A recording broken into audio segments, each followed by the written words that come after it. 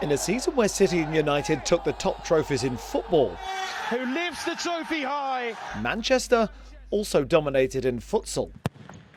A treble-winning year that included a first-ever national title has seen Manchester Futsal Club now qualify for next season's Champions League. It's historic. Obviously, we've been working towards this moment for around about 18 years now, so I think ultimately it's the biggest stage that we are now going to arrive upon, to go on into European competition, to be at a level where we're going to be competing against semi-pro, potentially professional clubs, so it's a big step.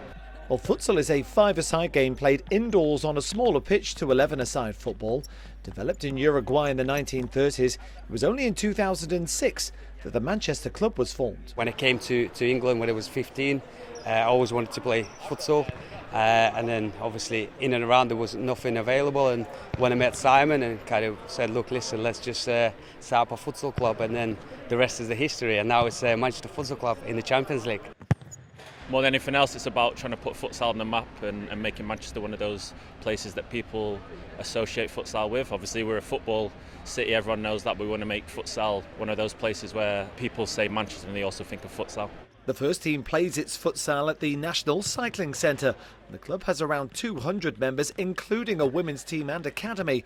One of those graduates is now their captain. It's an incredible game. More football players should try it out. It's one of them games where it's really tight, it's compact, and you're always on the ball. Like, a lot of players in football don't like it and go off it because you don't see much of the ball in 90 minutes, but futsal's the complete opposite. Unlike in many other countries, the game here is still amateur, although plenty of professional footballers have played in their past. Maybe playing futsal, I was just always comfortable taking it in tight areas. United and England's Kobbie Mainoo is one of those, but he's not the only one to come through the doors at the Manchester club.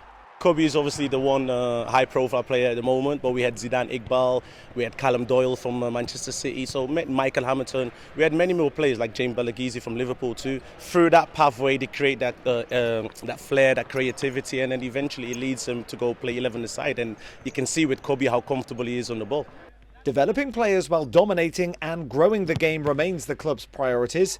Their recent success and its reward of playing in the Futsal Champions League can only help with those goals. David Chisnell, ITV News, Manchester.